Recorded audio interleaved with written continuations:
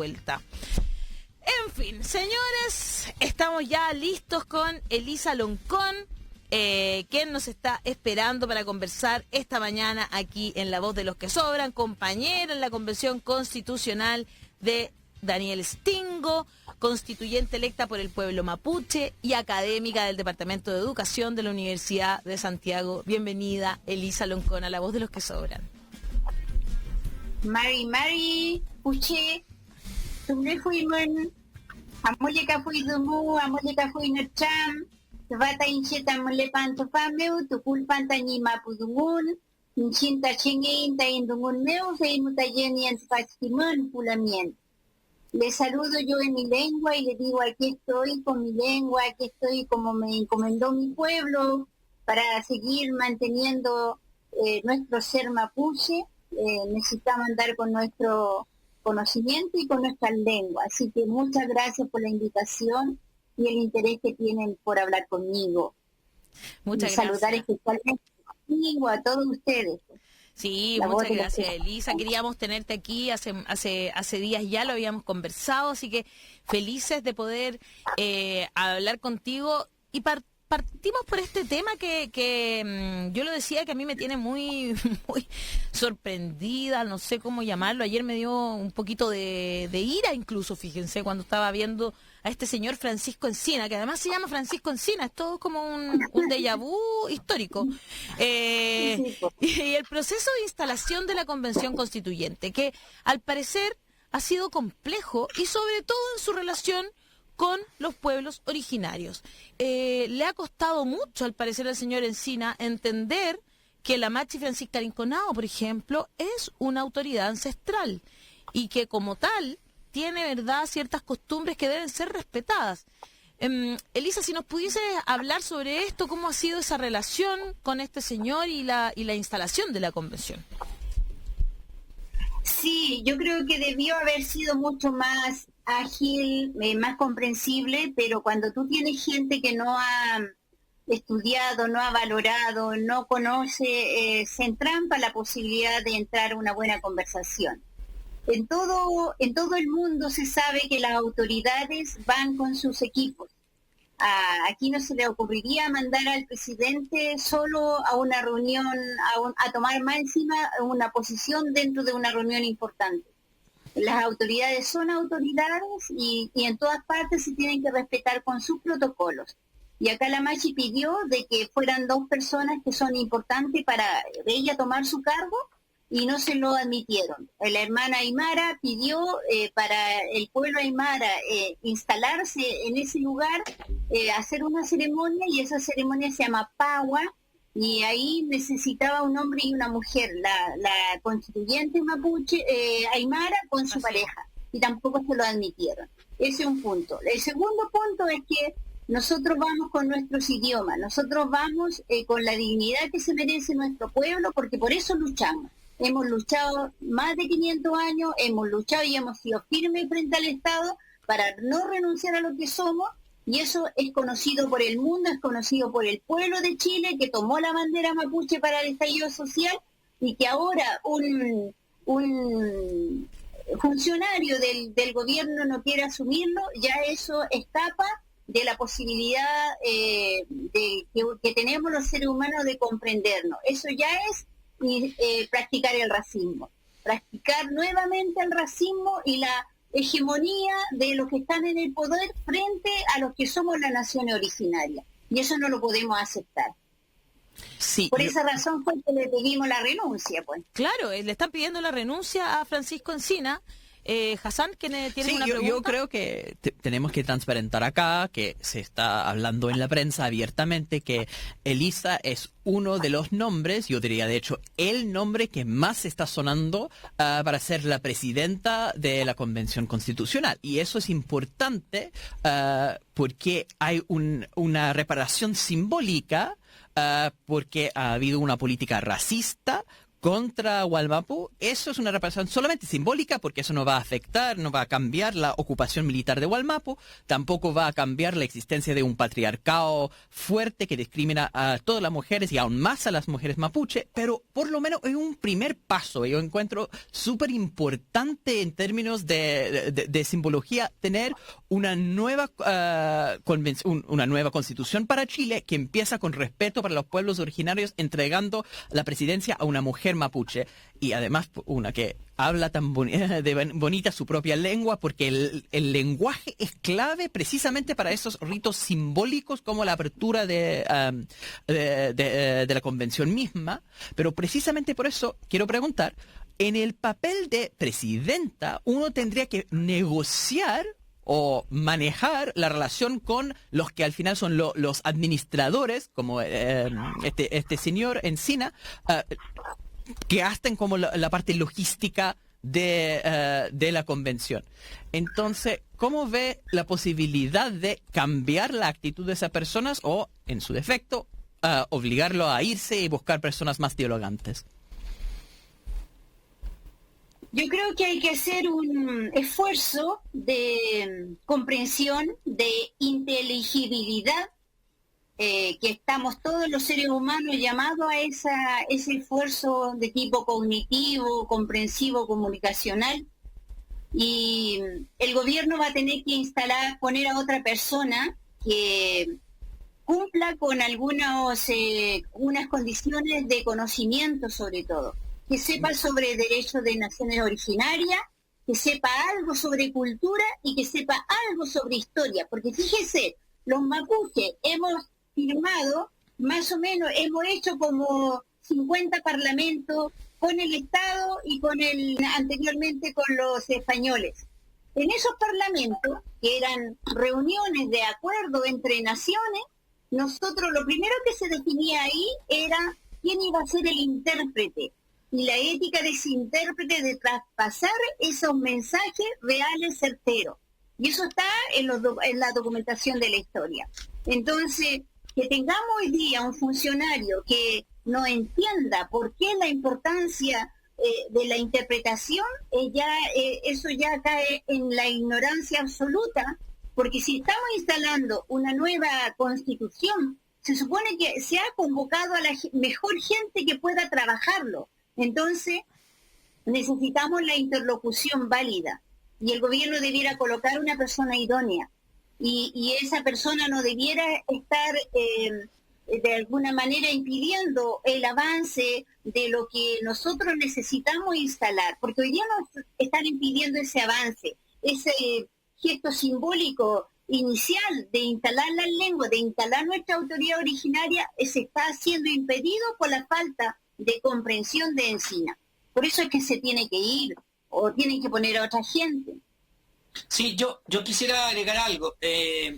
A transparentar que yo apoyo como convencional, y se lo hice saber también a Elisa, en la presidencia de la convención. O sea, soy parte interesada porque yo sí la apoyé, ella lo vio incluso en un... yo sí apoyo... Las redes sociales. Sí. Yo apoyo Muchas su presidencia. Sí. Eso, que quede claro para que haya transparencia. Por otro lado, creo que es importante que este coordinador, señor Francisco Encina, esté lo menos posible coordinando y que la propia convención asuma las labores de administrativas, financieras y todo lo demás.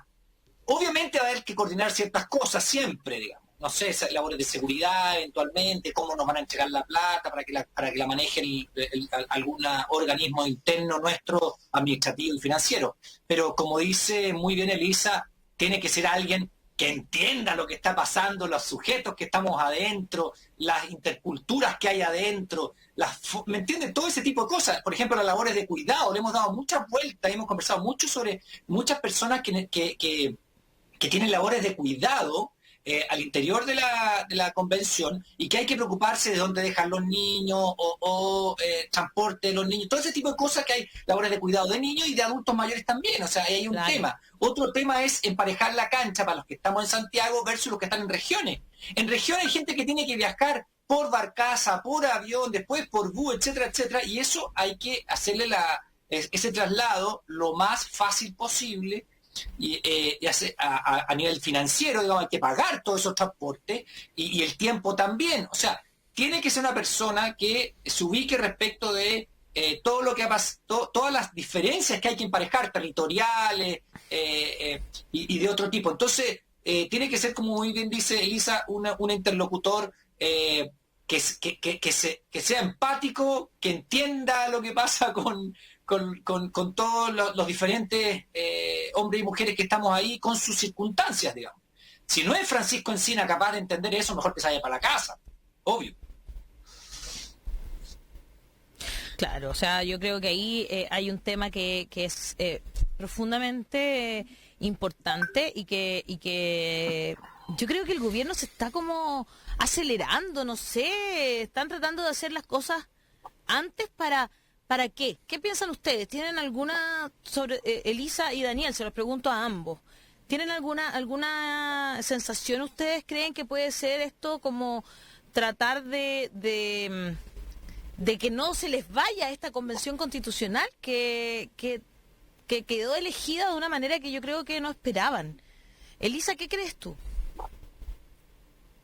Yo creo que los sectores que estamos entrando a la convención constitucional representamos muchos de nosotros otra manera de hacer la política en Chile.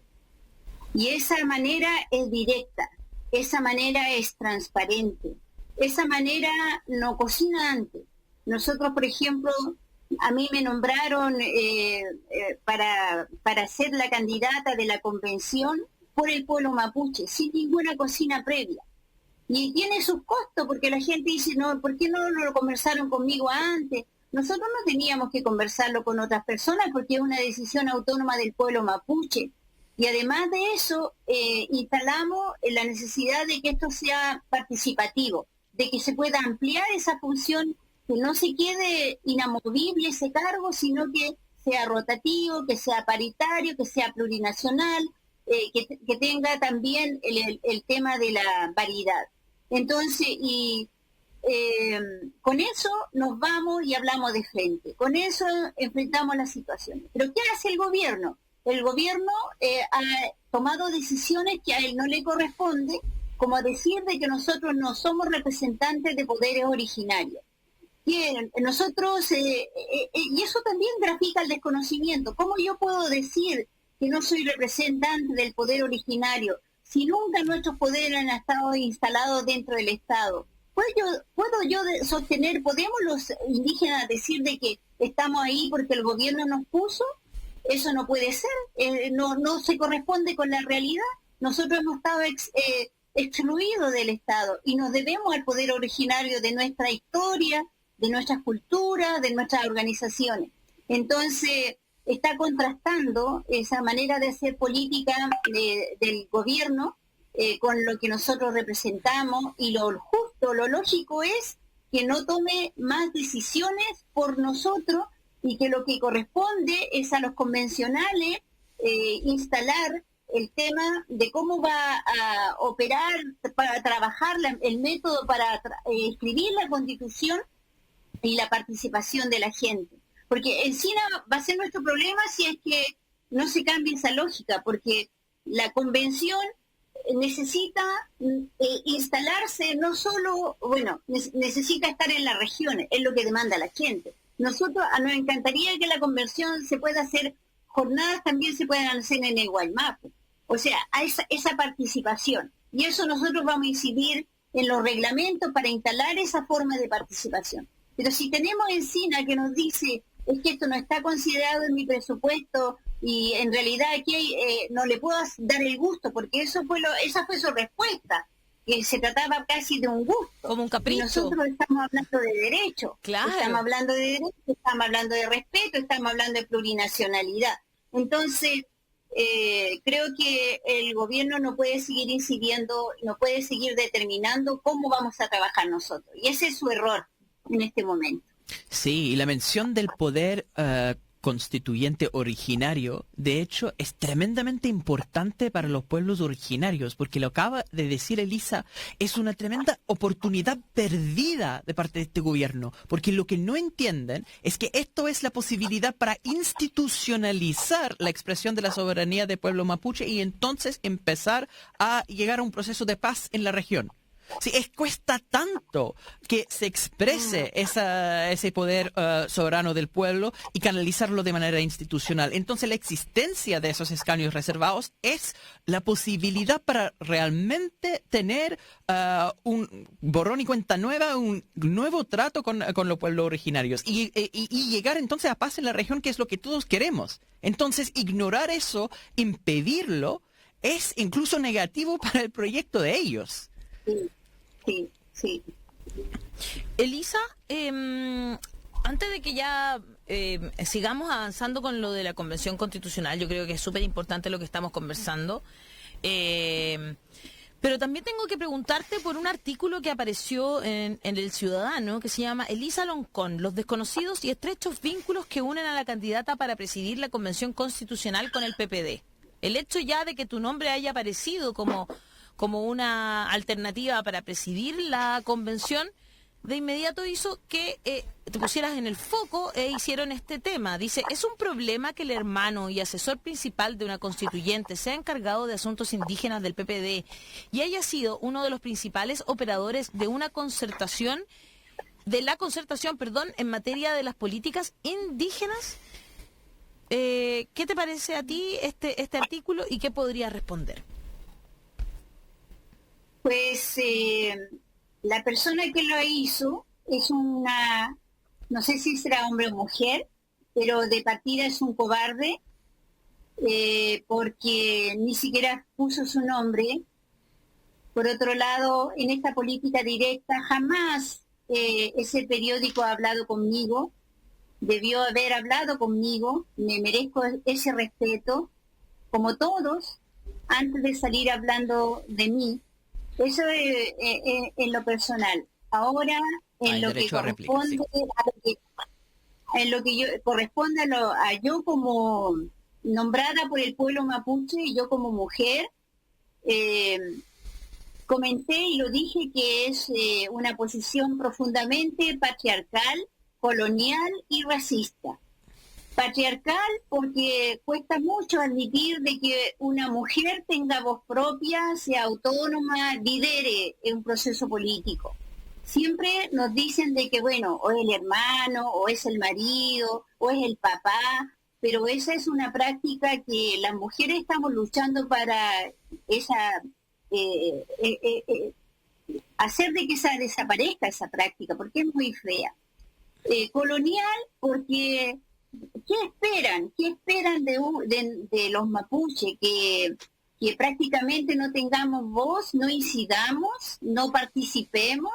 Yo incido, he tomado la opción de incidencia política porque siempre he estado vinculado al proceso organizativo y lo he hecho a partir de mi trabajo académico, de mi trabajo como profesora, proyectos, trabajando todo el tema de la descolonización, a nivel teórico, académico y práctico. Y mi hermano, es mi hermano menor, Lautaro, él es militante del PPD y es conocido, es público, o sea, no es una persona que se anda escondiendo. Pero además es mi hermano, es abogado, experto en derechos indígenas también, y una persona que tengo mucha confianza con él, entonces para mí no es ruido que él sea PPD, porque en todas las familias mapuche hay otros vínculos, hay personas que tienen vínculos de partido, vínculos con iglesia, porque hay una manera, todos buscamos desde dónde incidir. Entonces, si cuestionan eso de que los mapuches estemos en otros conglomerados por incidencia, es parte del racismo, de la manera como nos ven. Y lo otro es que yo tengo un equipo de gente que está compuesto por muchos especialistas. Creo que tengo el mejor equipo. Tengo gente que estudia filosofía, tengo abogados. Lautaro Loncón no es el único abogado que ayuda, que aporta en mi trabajo. hay otros abogados, hay historiadores, hay antropólogos, hay artistas, hay cantoras, hay comunidades originarias. Y finalmente decirte, mira, a mí me apoya toda mi familia, mi mamá, es un mis colectivo hermanos. quienes están detrás tuyo. Completamente y mi postulación es del pueblo mapuche.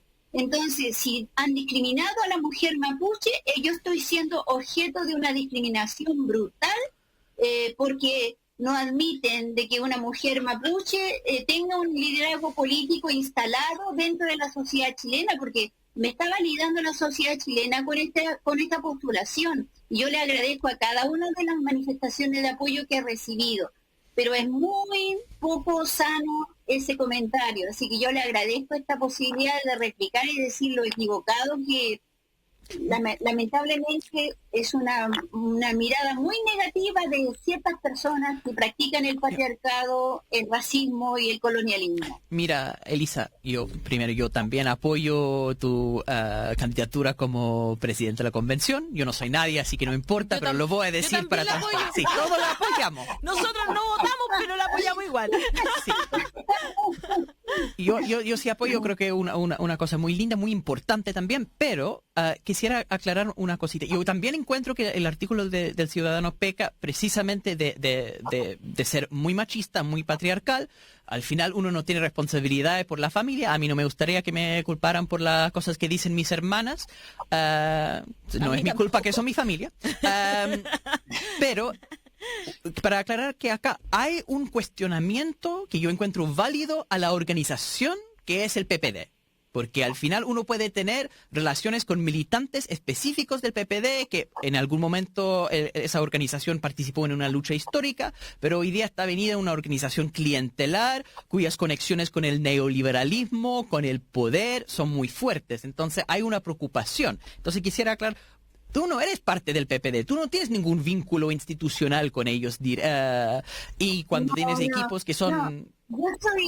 Yo soy independiente, no milito en ningún partido. Mis asesores que integran todo mi trabajo tampoco son militantes. El caso de mi hermano es porque mi hermano, ¿no? O sea, obvio, esa es la situación. Pero si fuera al revés, si fuera al revés, tampoco nos estarían cuestionando a un hombre que tiene una hermana del partido tal o cual, pero como es mujer, claro, entonces el hermano influye con ella. Eso es parte del machismo. Pero incluso uno podría decir que está ahí siendo tu hermano a pesar de que es PPD, no porque es PPD. O sea, al final... Claro. Sí, pues, si a mí me apoya mi familia, mi familia, mi hermana, mi mamá... Yo trabajo mucho desde el paradigma de la comprensión del mundo y de la filosofía mapuche. ¿Dónde encuentro esos saberes? De mi madre, de mi familia, que hemos reflexionado el proceso de ser mapuche nosotros y tenemos una tradición oral profunda, planteamientos que hemos cultivado de toda la historia, una memoria enorme, y toda esa fuerza la recojo en mi gente, en mi familia. Y no son militantes, claro, no son militantes. Y lo único que aquí me sacaron es que mi hermano era militante, pero mi trabajo no está liderado por ningún partido político. Ahora incluso yo soy propuesta como candidata a la convención, a la mesa directiva, con el apoyo de la Machi Francisca. O sea, ahí estamos nosotros con la autoridad originaria mapuche llevando adelante este proceso. Entonces, todo lo demás encuentro que es algo realmente del cual ojalá pronto se generara esa conciencia de no atacar a una mujer de esa manera, y menos a una mujer indígena. Ay, yo de verdad que yo le decía a Elisa que tenía mucha rabia también, porque finalmente... con lo que había pasado con Francisco Encina y todo lo que ha pasado finalmente cuando su nombre empieza a aparecer como presidenta de la convención, como candidata a la presidencia, a la dirigencia, como acaba de decir Elisa. Por ejemplo, de verdad que ahora que nosotros asumimos el fin de semana, yo hice una pagua de agradecimiento antes de llegar al municipio, porque yo hice una pagua justamente antes de la elección y le pedí a la Pachamama que yo tengo familia que ha adquirido ciertos ritos aymaras y le pedimos con una prima que es la que me guía en esto y ahora le agradecimos a la Pachamama porque nos cumplió, porque entonces hicimos una pausa de agradecimiento. Yo no puedo creer que ese señor Encina no quiera que se haga una ceremonia que es tan hermosa. Si ellos creen, no sé, yo creo que si alguien hubiese pedido que se hiciera un rito católico, no habrían hecho este escándalo, no estaríamos conversando sobre esto.